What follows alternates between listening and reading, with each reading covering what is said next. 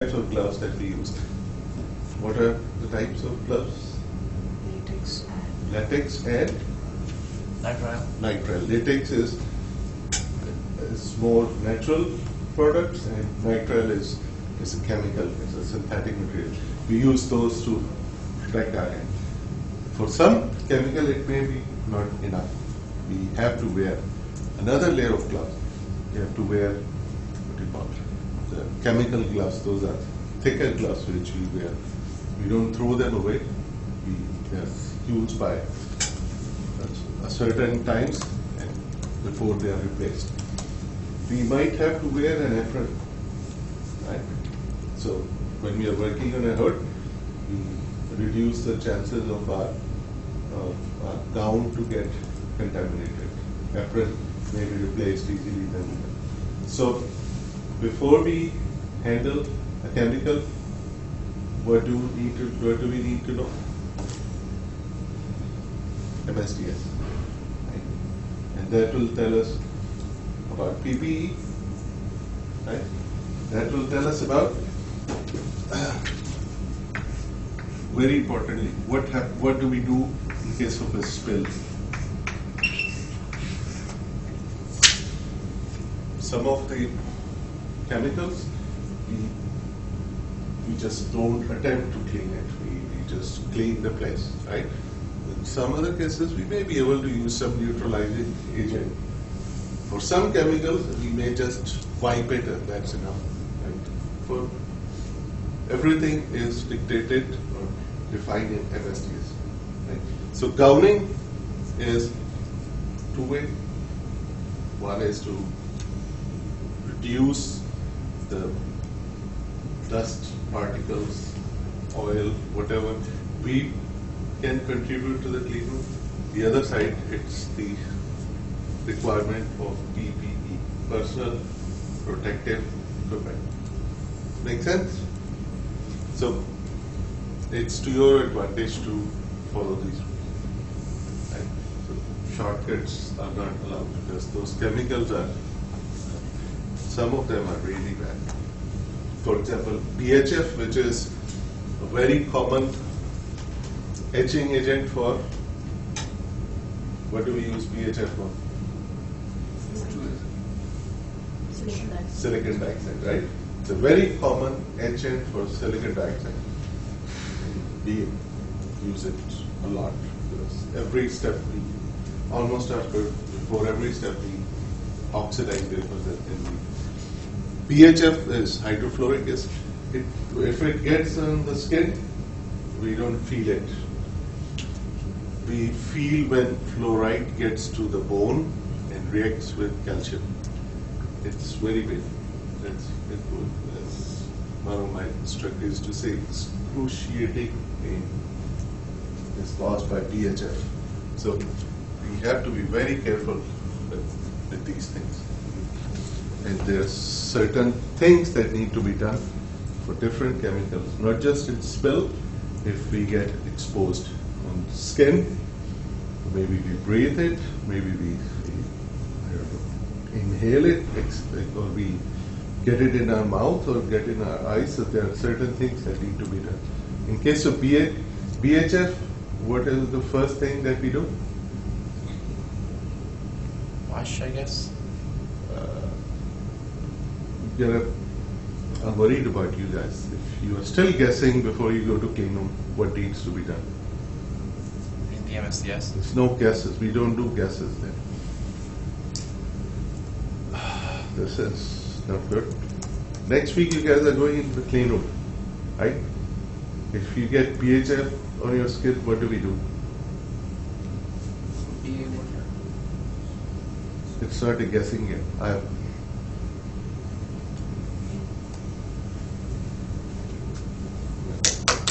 I won't let you go inside the clean room. If you guys don't know what needs to be done, get BHF on the skin. So all the chemicals, we'll give it a try again on Thursday. You find a solvent for that in the MSD. You need to, no, that's right now, from my point of view, are ready to go inside the clean room. And this is covered in the training, in the safety training. You gotta look at all these things, and you have to know. Thursday, I'll try it again to figure out if you guys know what needs to be done for these basic chemicals. You gotta find out, right? They actually have something for VHF exposure that There you is a put cream on, right? called something glutonate or something. There is a cream that needs to be put on. But first you have to wash for it. We don't guess, we wash it. So we have to know if we are going to wash it or not. If we keep on continue washing it, or after washing we have to apply some cream. So you have to know all these things. So that's something Thursday I'll have to assess it again. I need to talk to the staff and NARPAP because you guys need to know all these things. Some basic, these are simple chemicals that we'll be using for cleaning. Whatever we have discussed on cleaning, whatever chemical goes in there, you have to know. You have to know the MSDS, PPE, what happens if it's a spill, what happens if there's an exposure of that chemical.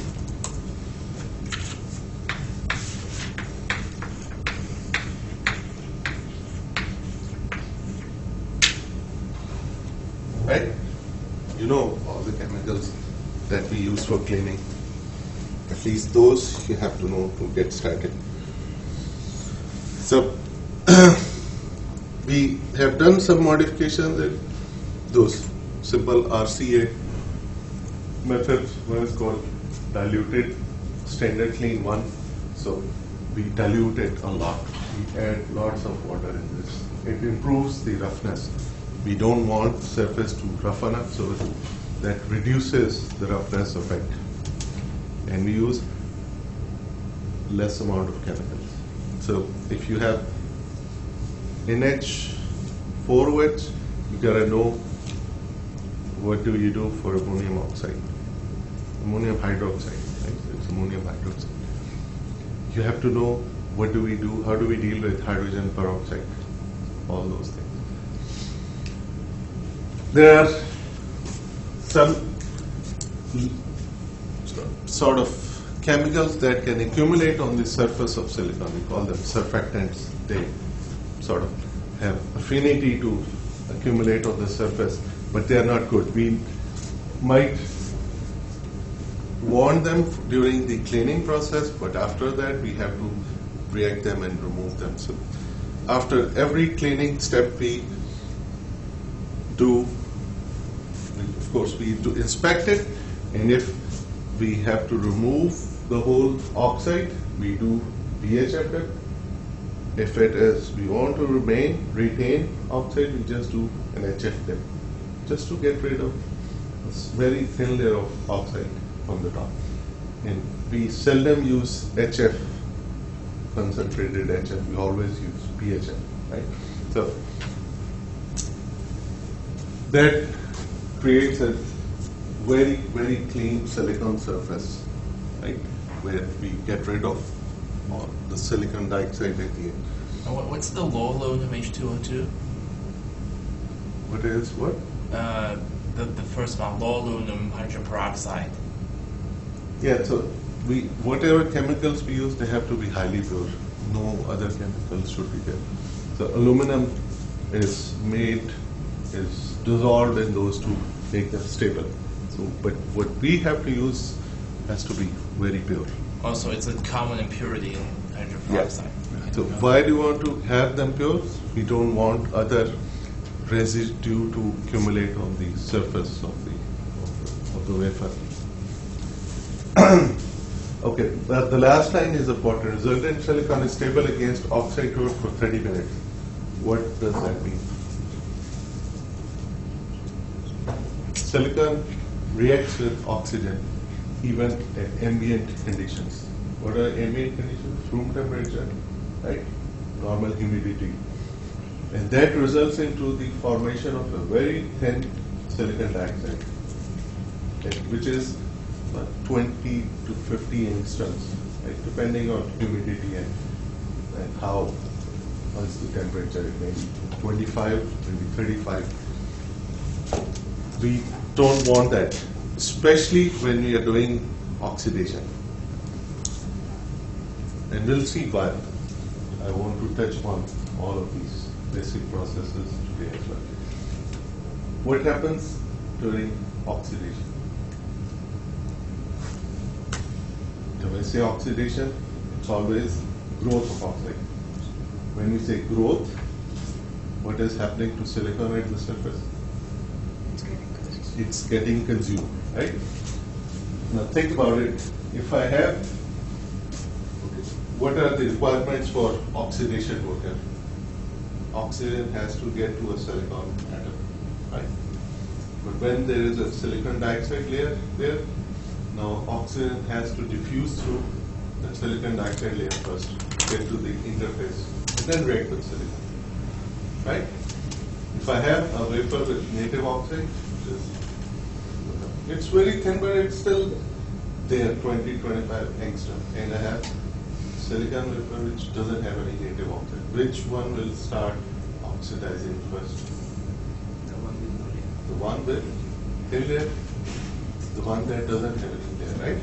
So in many cases when we want to do oxidation, we want to start with the wafer which doesn't have native oxide. How do we get rid of native oxide? Apparently BHF. Dip it in BHF. Right. How do we know what's the thickness of oxide on a wafer? I haven't told you it. I haven't taught you yet.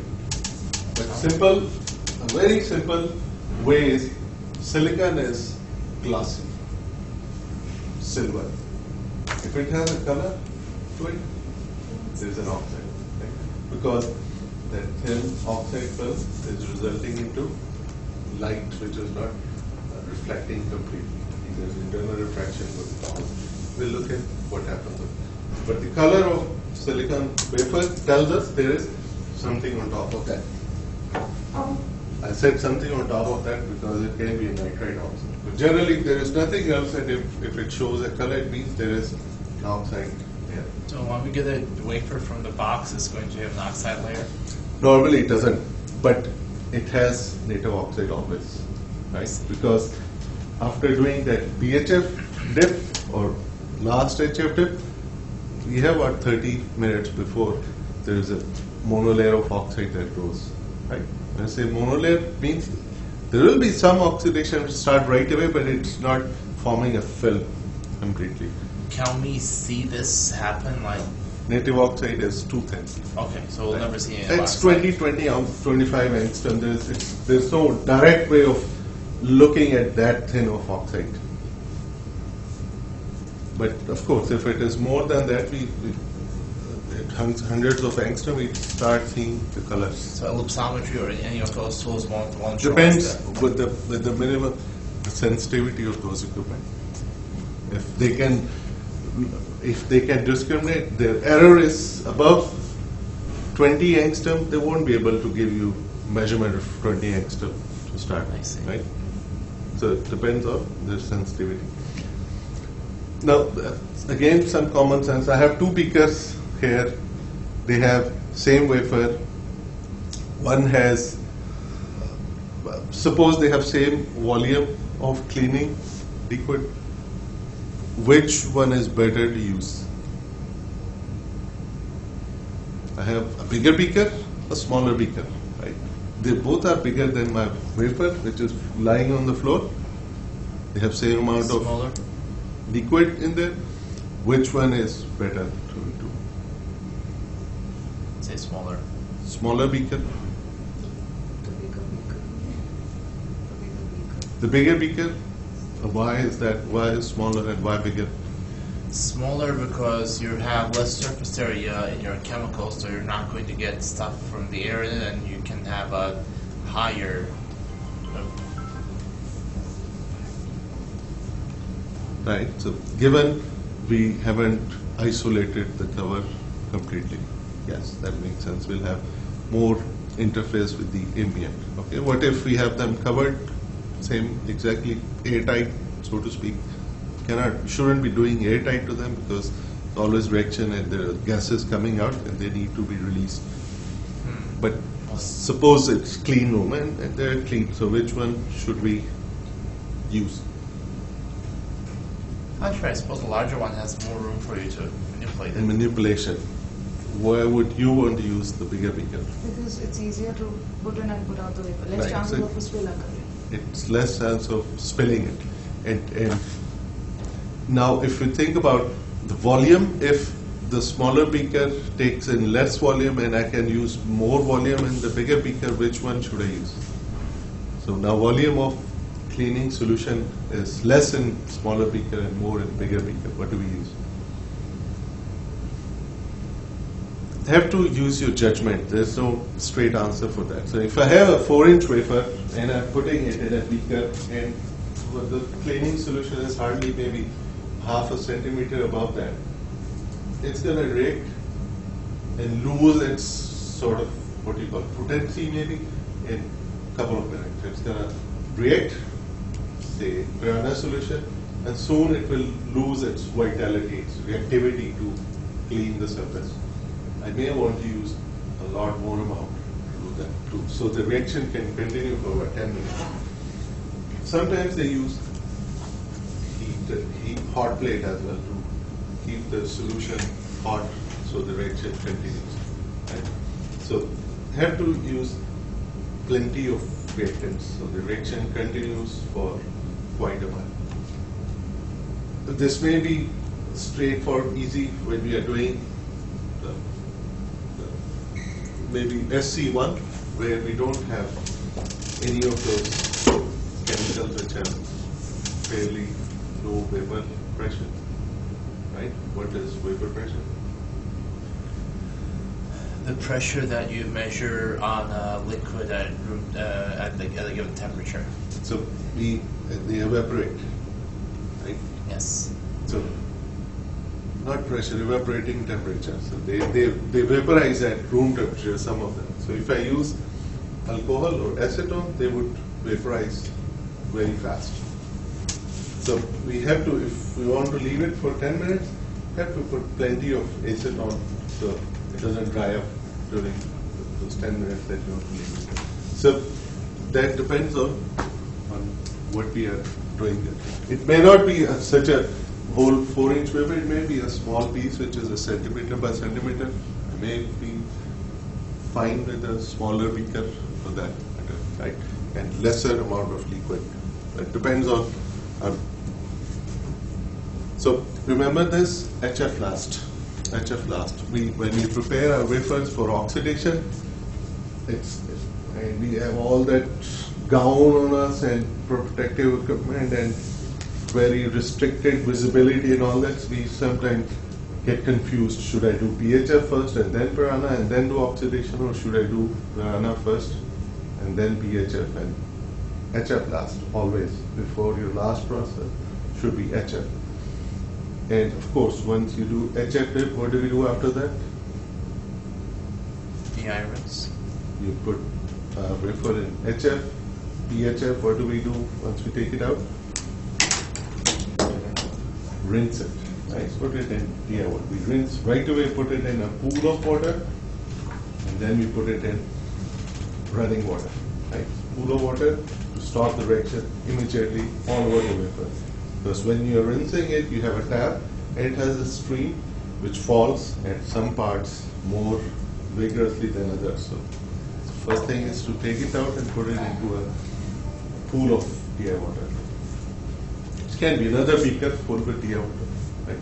Or if we have that cascade, something that we were left at last time, it's called a cascade, where we have these 3 levels of running DI water.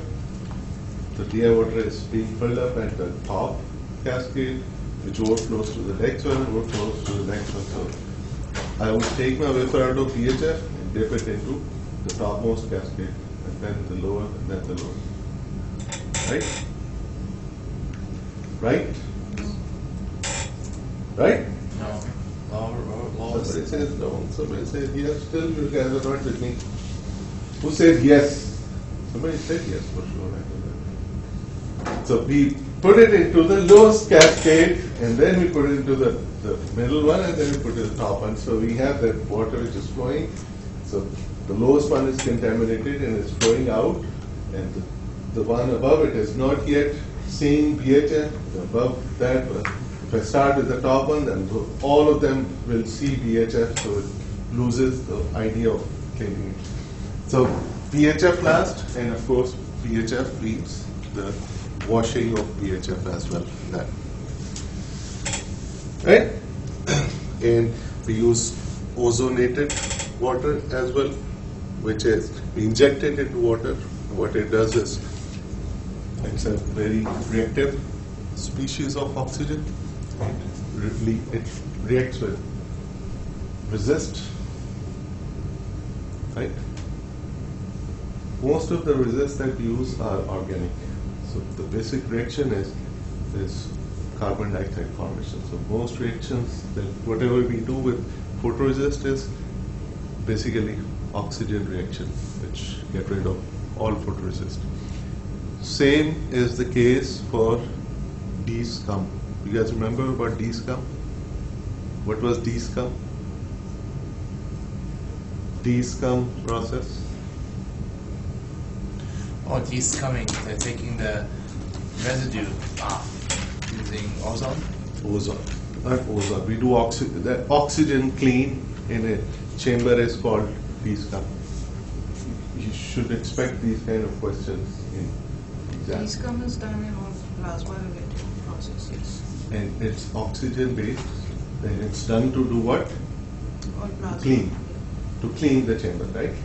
So oxygen, there also most of the byproducts are organic. So oxygen reacts with them and takes them away. That's FUOL?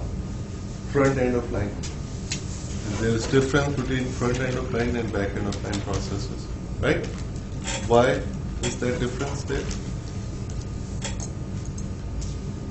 What is the basic difference between PEOL and FEOL processes? Do you guys look at the slides afterwards? I track the views. Blackboard lets me go in and look at who all opened and downloaded those slides. I haven't looked at that yet, but it seems you guys are not looking at those. What is the difference between PEOL and FUOL processes? Discussed this last time. Front end of line, back end of line. When we start with the wafer, it doesn't have too much, right? So we have a larger window of processing. We can put it into any temperature processing. But as we build up, we have some metals, dielectric materials going on there. Our windows are shrinking, both in temperature and what processing we can do, what chemicals we can. So back end of line, front end of line. Back end of line when we start with the bare wafer. Front end of line when we are getting to the front of the wafer. Those processes are not as rigorous as they are for front end of line. Right? So that defines. So back in the line is when you have metals and such? Yeah, once you are building up your device, you are putting up dielectric materials, you're putting metals maybe, you're putting a whole bunch of different materials to create your devices. And you have diffusion happen. Diffusion is, and we'll touch upon diffusion. Diffusion is incorporation of impurities, right, to make them electrically active. So diffusion process is a high temperature process. But so more you exposed a wafer which has diffusion done, that diffusion will keep on increasing in area because you are heating up. Right? You don't want them to do it. You want the diffusion to stay in that certain region. Going back to that transistor concept, we have the source and drain. These are not physical areas. These are areas defined by the concentration of maybe N-type, which goes on reducing as we go away from those pockets, right? But if I apply more temperature in some next process, this is going to get even further. These are going to diffuse further, right?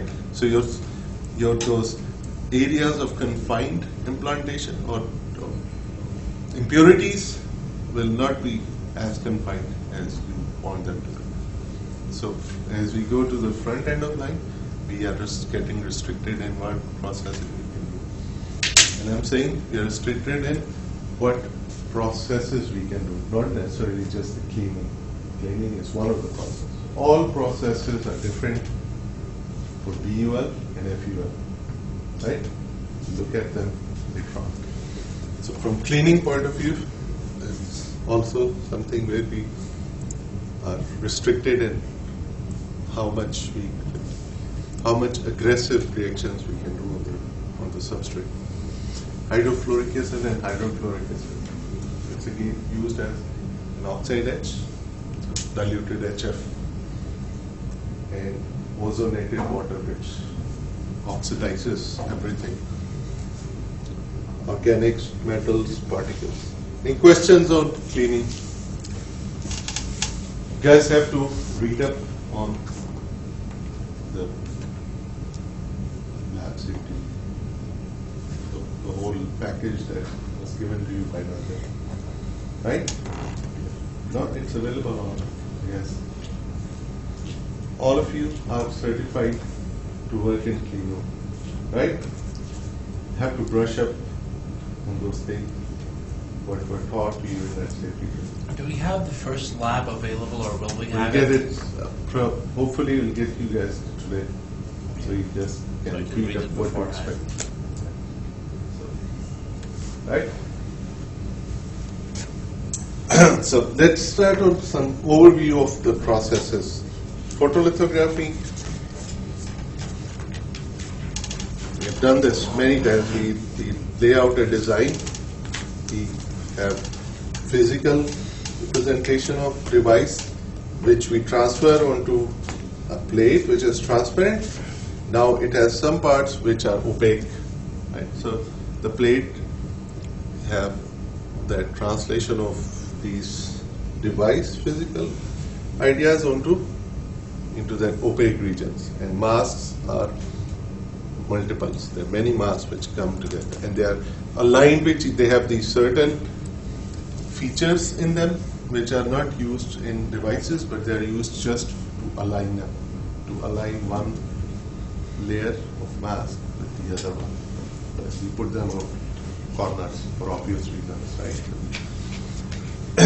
And that region results into the UV not passing through those parts, right? So when we do ultraviolet, right?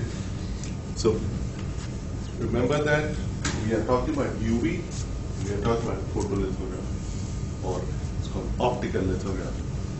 But if we are using some other sources of radiation, it may not be optical. It may be called as something else, deep UV or extreme UV, right? Or then we will not call them photolithography. It might be called E-beam lithography or some other kind of lithography. But when we talk about photolithography or optical lithography, you are talking about the light sources with which we can use optical lenses. Right? What are optical lenses? Where do we see optical lenses? right here? Right? So light can pass through. So a number of wavelengths can pass through. Light is saturation. There are ultraviolets which pass through. There are what do you call it? One is ultraviolet. What is the other side? Infrared. Infrared. They can pass through. But if you go on further extremes, many of those wavelengths can not pass through, or maybe they will damage optical lenses. So when we say optical lithography or photolithography, that always tells us what kind of source of light is being used, right? Source of, what kind of source of radiation is being used. Light is again optical. So And accordingly, for this case, when we are using UV, we are using something which we call photosensitive material, right? Optically sensitive material. But if we are out of this optical range, then the coating that we use would not be called photoresist, right? It's called E-beam resist maybe, right? So when you say photoresist, that should also tell you you're talking about an photolithography or optical lithography system. So that material is a liquid, but once we deposit it on a wafer, we spin it, it makes a very thin film, we heat it up, we glassify it. What is glassification process? Glassification process. Where do we see glassification occur? See it with certain polymers. So once the solvent evaporates, it leaves a very thin film which cannot be removed unless you use a chemical, right? So the evaporation of solvent results into a hard layer behind, right? So any polymer, when it is heated above certain temperature, and that temperature is called TG, glassification temperature. Once you bring the temperature down, that polymer results into a hard material, turns into a hard material, glass. Before we heat it above TG, it will be still soft. It will be still something that you can squish around and put your fingerprints in there or whatever, just like cement, right? Once it dries off, then it's hard material. So this, what we use, what we call material here, is liquid, but it turns into a solid on the surface, a solid film. And that solid film of photoresist is what we use now to change, chemically change once it is exposed to ultraviolet radiations. So we have seen that before.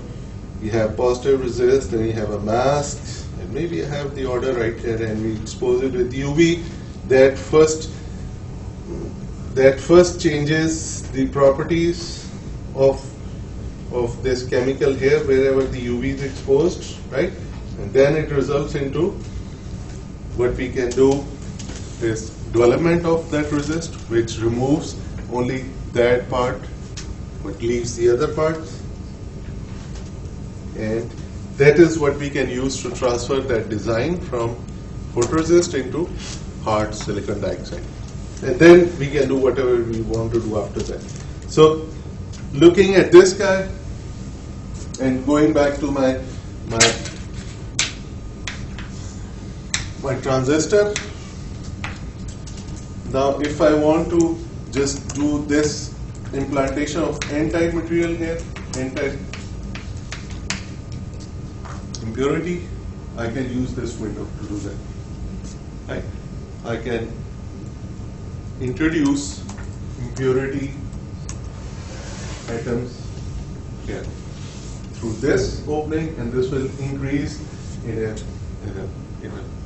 what do you call, there is a sphere and there is a hemispherical manner. It will be a dome. This is two-dimensional. If you look at it, it's basically I've opened a square in a surface, and now if I expose it to impurities, those impurities are going to grow as a globe. Isotropic is a different concept, but yeah, it will be isotropic, which will be growing into all directions within the substrate. Does it make sense? So it's a dome. Suppose I flip that wafer and my impurity atoms are introduced from the bottom. I have this square opening, but what I get is this maybe a very thin layer of impurity to start with, but as it grows, it results into a dome, right? And that dome grows, and if we can keep on supplying, that dome will grow under that opening as well. Do you understand what I'm saying? You're not seeing my hands. How did you understand what I was saying? Would you know it or not? Do you understand the idea? When you introduce the impurities, 2 dimensional, they will be, so you have a square opening, but once they get in, they will be growing in all directions. So it will be like a dome expanding, right? But the interface of that dome is not a step junction. Step junction is the impurity doesn't just fall off abruptly, right? That interface is where it falls off very fast, but there's a gradual change. So if the substrate is N-type, right, and I introduce a P-type material here, so that's going to expand like this. But this interface is not, if I draw the concentration here, so that concentration is not something that's going to fall like this. It's going to be something more gradual. And well, this is more like, it doesn't go to 0 because there is always some background, what you call, so there is some holes in the N-type material also, what we call minority carriers, right? There's the holes in there. So that concentration falls up gradually in that interface. But conceptually, we can think of it to be a discrete region, right, of that doping. So we do that with lithography. We can, so after it changes chemically by reacting with UV, we put it into a solution where the solubility has changed because of that chemical reaction. The solubility has changed. What is solubility of a material? Easily dissolves in a given solvent. So corrosion, toxicity, carcinogenicity, solubility. That's another quality of every material. Right? So why do things dissolve in a solution? The bonds are weak. Some don't. So it's an ionization process if they can. So dissolving is basically where the ions, especially for salts, where the ions can separate out. Not all of the things dissolve in all of the solvents. Right? That's the polar and non-polar thing. That if you have a polar solvent, if you have something which can ionize, that will dissolve in it. If it's not, it will not. Right? We know that. So, but I don't want to go there. But just talking about the UV exposure changes that chemical into something that can dissolve into a solution, what we call developer. Right? Once we do that, we remove the exposed part. It could be other way also. It could be just by playing with chemicals. I can have some chemical which, when exposed to photoresist, of course, it undergoes to chemical changes, but that part doesn't get dissolved, and which is not exposed to UV gets dissolved. Right? We can do that. Does it make sense? I mean, define it again. So I can have something. I have slides on that, but the idea of positive photoresist.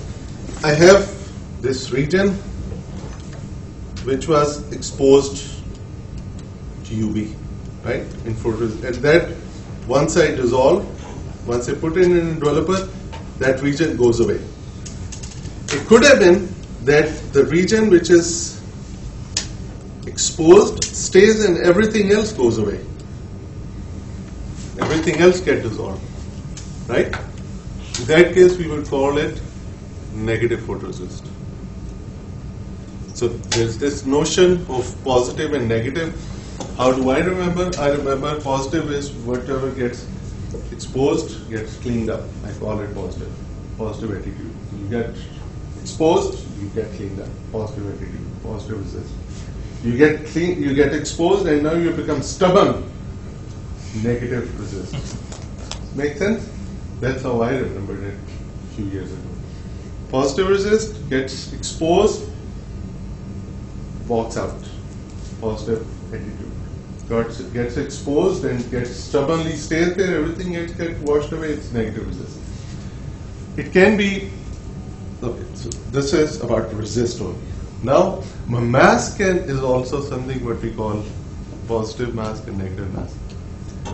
Because that we'll get to that later on. We have mask, discussion on the mask also. But for now, remember that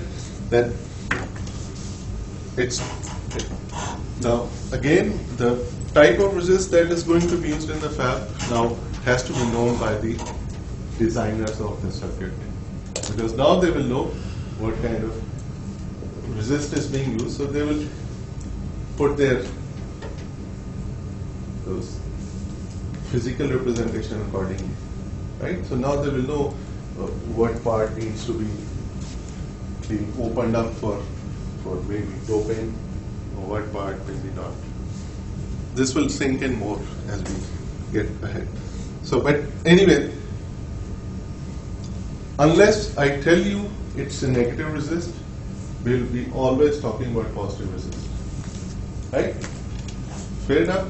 Unless I specifically tell you we're talking about negative resist, we'll be always talking about positive resist, which will mean wherever UV gets through and reaches the resist, it changes the resist and it gets washed away during color. Now, now think about it. We have now a few factors that we already see which will define the smallest feature we can make. Just like we did that discussion that we can change the thickness of resist by playing with spin speed or by playing with how long we spin it, right? So a thicker resist and thinner resist will give us different smallest dimensions that can be made. Same resist, right? Same mass, but now just because resist is thicker in one case and thinner in the other one, the smallest feature size will be different. Okay, what about smallest feature size? For any process node, for any technology, we know what is the smallest feature size that can be reproducibly made with high yield. Right? So these are important things, reproducibly high yield, and of course we need to maintain throughput also to keep it cost effective. So resist, the light, the wavelength of light that we use, and the mask feature, they all define the critical dimension. And critical dimension is the smallest feature size that can be made. So we'll look at this over and over, CD and the smallest feature size. So, and there will be certain properties of the whole process that defines CD. what's more common, positive resist or negative resist? There's a reason. Negative resist were used in industry, still they are used for some process, but most of those developers and resists are carcinogenic. So they have been phased out. Really? So the resist we're using is not going to be carcinogenic? We won't be using negative resist. At least not, we don't seldom use now in research labs, but they are still there. Right? So now CD is the idea which defines the smallest features. Let me give you an example. We are seeing the explosion of LCD TVs, right? So every year they come up with something which has more resolution. What is the current resolution they're selling? They had 760, I think, then they had 1060. They have 4K now, which is 4K. like 4,000 something, but it's like a 16 megapixel. What does that mean? So I look at the screen. What does that tell me about resolution? What does The distance between two adjacent pixels. adjacent pixels? So how many pixels can we shrunk? What's the density of the pixel, right? So what defines that? How far apart they can be. Okay, what would define how close we can make them? It's liquid crystal display. Pitch. It's a crystal material, right? It's something that we fabricate. So it's the CD. of the processing that defines the resolution of your display. How small can we make them? Now pitch is another interesting question. How often can we have them? We can make them small, but we may not be able to have the next guy very close to the first guy. Because resolution is not just the pixel itself, but what can be the distance between two pixels. In one case, we are making a device, but we have also to worry that that device, that one photodiode shouldn't interfere with the next photodiode. Right? Where do we use photodiodes?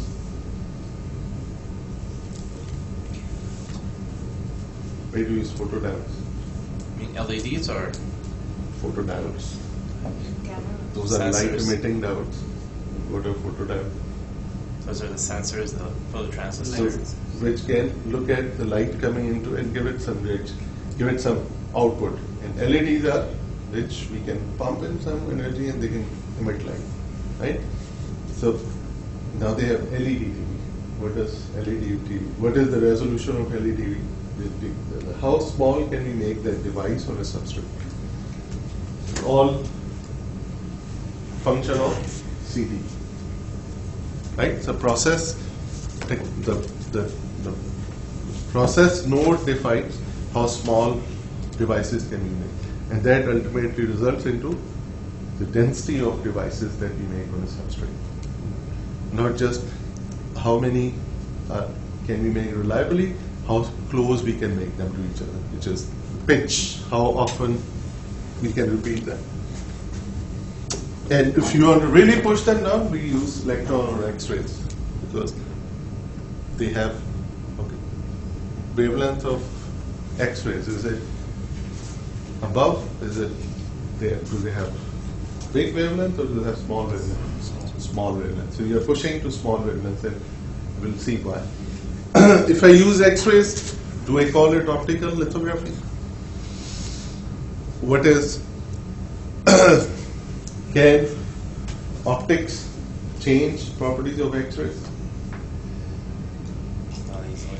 Even bones, even flesh cannot change X-ray. They pass through. So the optics don't have any effect on X-ray. So we can't use optical components there. So these are then called EUV lithography, extreme UV. But anyway, this is the sticking to photolithography. If I have this mask and I had this part which was opaque, everything else was transparent. So what got exposed got washed away. What got exposed stubbornly stayed. Negative resist, positive resist. Right?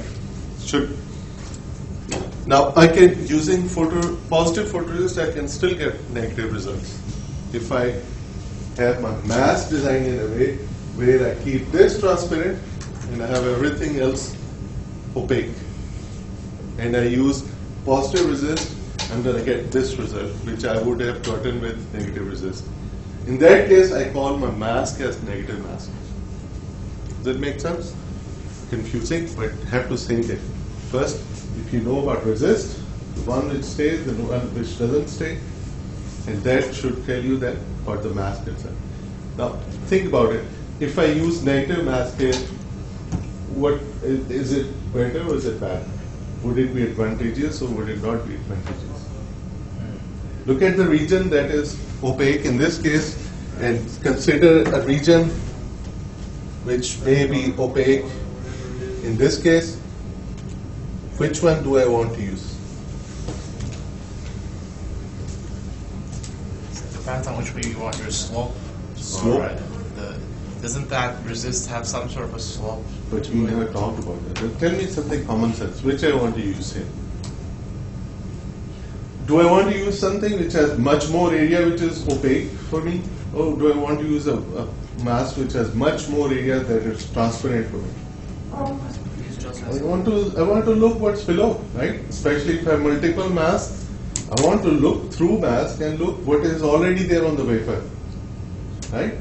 So we want to have a mask which, if we can, if it's possible, So if you will be designing a mask, and you will be if you work on research project, you have to think what kind of mask you want to design. You want to have much more area to be opaque, much more area to be transparent. Not just for your ease, but for the production of mask as well. You want a mask that has to write much more area. You want a mask that writes. During the mask production, we have to use some maybe E-beam to write those features on the chrome layer, right? So in that step also you want longer writing process or a smaller writing process. So that again, if you want smaller writing process, then you want a negative mask, because the writing basically removes chrome from those parts where you have your design. Make sense? So mask making is then you have a glass sheet which is covered with chrome, and you remove chrome in there to make a part. So now you have to make a trade-off. You want the major parts of it to be.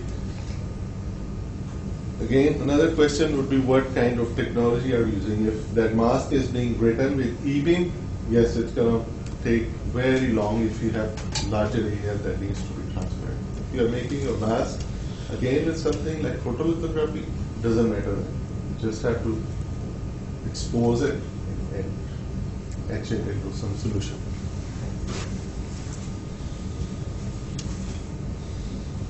All right. So what does optical lithography gives us? Repeatable, cheap, and reliable production of those features. Can do very high throughput. Most of the times I'll be talking like we have one wafer and we have a mask which is being exposed and transferring the pattern over the whole wafer. Industry doesn't work like that. We'll see how does industry. Industry basically exposes one part, one die at a time, then the other die, then the other on one wafer. Right? So it's called a step and repeat. Or the machine is called a stepper, which exposes, steps to the next die, exposes, step. So in that case, the alignment has to be done over the whole, from die to die, and keeps on repeating. So it gives you high throughput, gives you high volume manufacturing. Light sources are easy to replace. So, but optical lithography, just get another bulb and it's gonna start doing that. Can you do that with X-ray source? Right? Can we do that same thing for X-ray source or electron beam source? They are much more difficult to replace. Right? So we'll look at the E-beam sources and X-ray sources also. But there is limit of optical lithography, what we call resolution limit. It's a critical dimension, resolution limits. These are all concepts which are very close to each other. So you have to have a clear distinction of what is resolution, what is critical dimension. There will be few more things coming up. Resolution is something which defines the contrast of a feature. Right? Contrast. Can I resolve? I can't resolve those numbers unless I have this glass in front of me. And if I have it, then I can resolve those numbers on that glass. Right? So because they become, I feel there is something, but I can't see the whole contrast completely of those numbers. All the speckies are trying this out.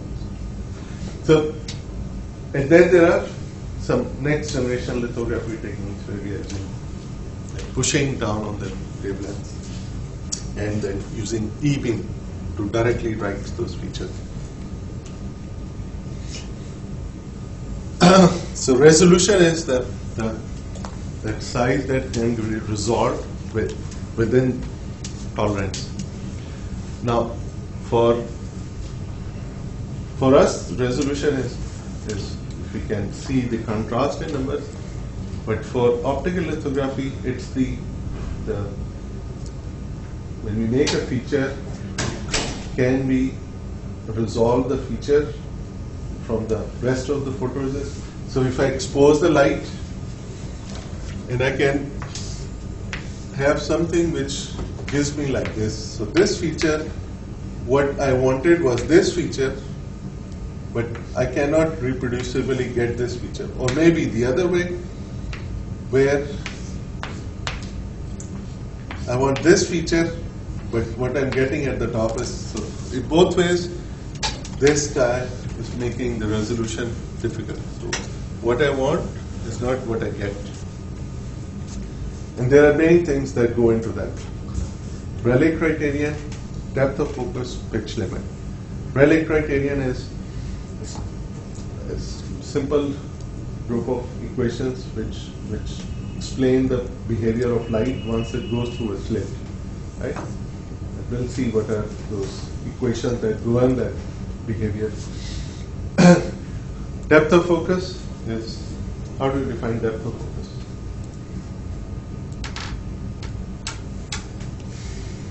If I focus my eyesight on one plane, if I look at my hand, everything else is out of focus.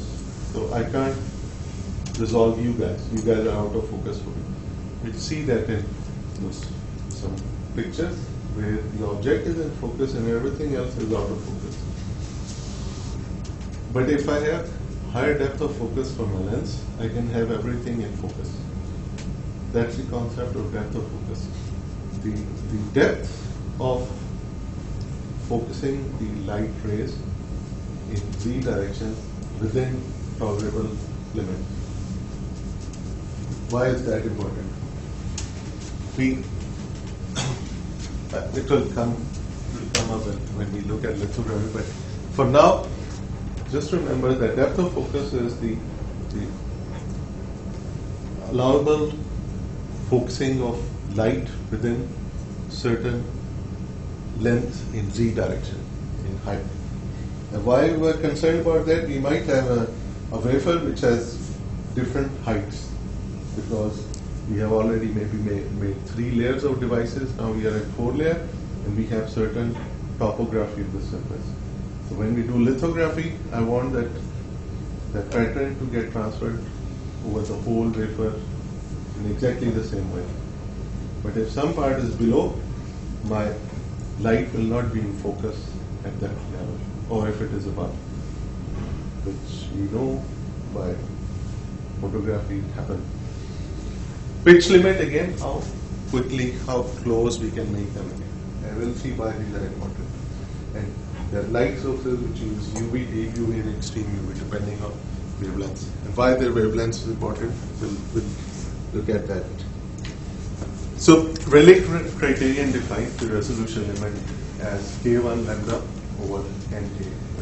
Your Wmin is minimum resolvable feature. Of course, I'll have these slides uploaded. That shows direct relation with lambda. If I want to make my feature size small, which we want to, I want to push the lambda down. And then there is what we call numerical aperture, which is function of the index of medium and the angle at which those lights are converged.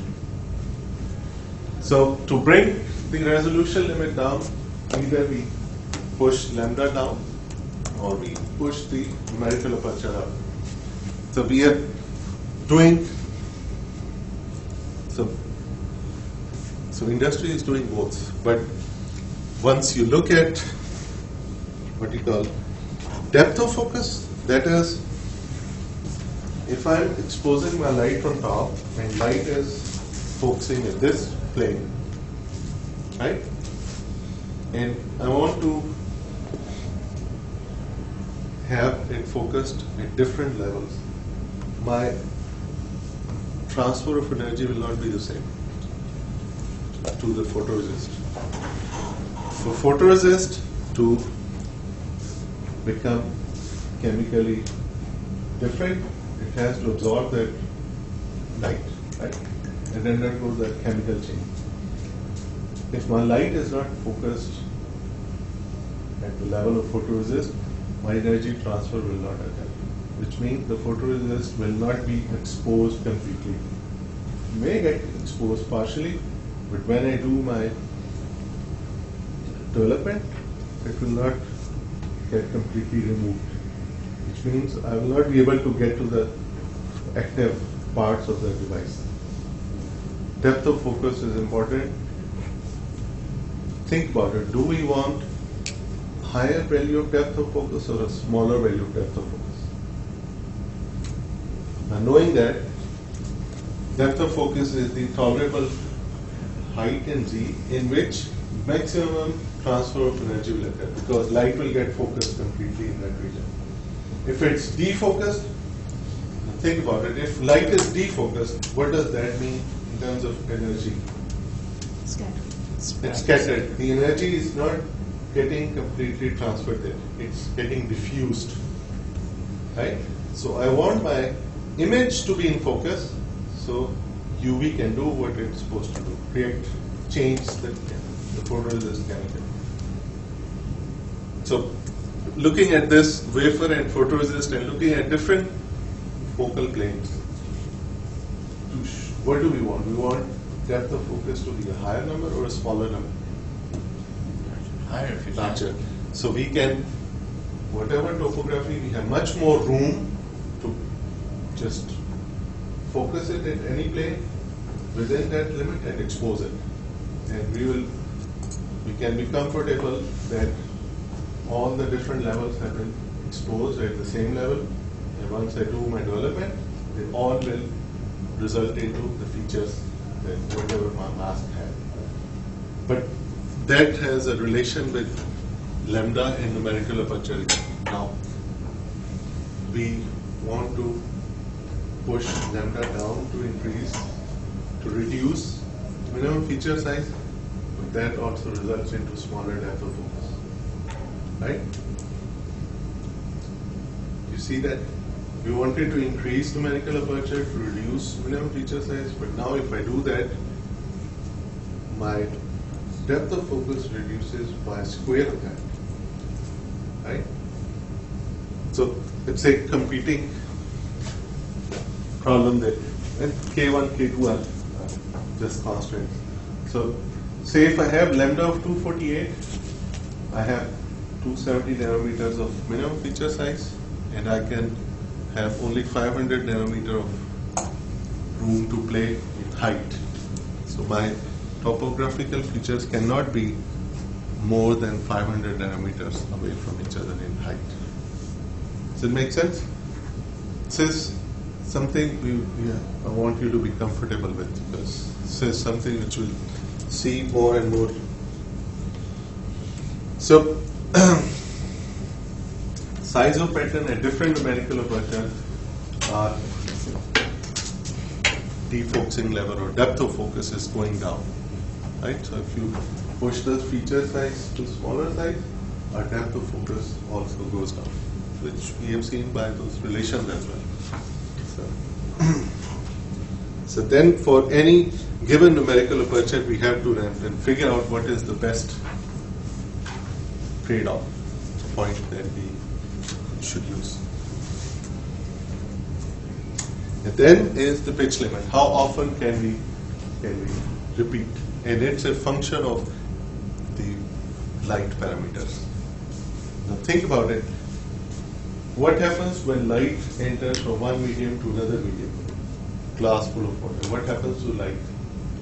Expands. Undergoes few things, right? Deflection, diffraction, refraction. What is that? Another one. Deflection. Think about the photoresist as well. It's a thin layer.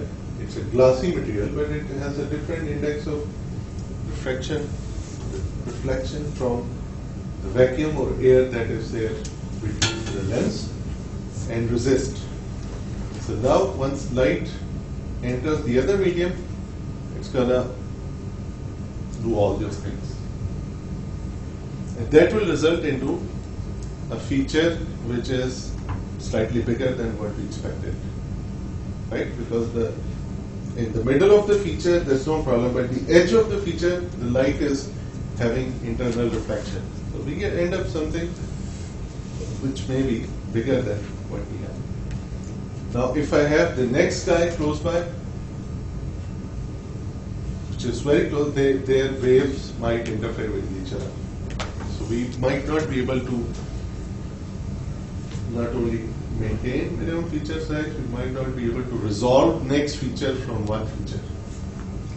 When I say resolve, it's the UV change of the photoresist. It may not be able to change photoresist from one spot to the other spot and have certain part in between which is not changed. Say it again. So this guy may be too small for when I do the later process, it may result into one big hole, then two holes. Right?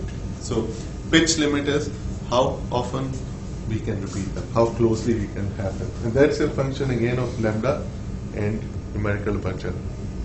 Now here again, if you want to reduce this guy, I don't know what is this guy called, you have to either play with lambda or change the medium so we can have better refractive index.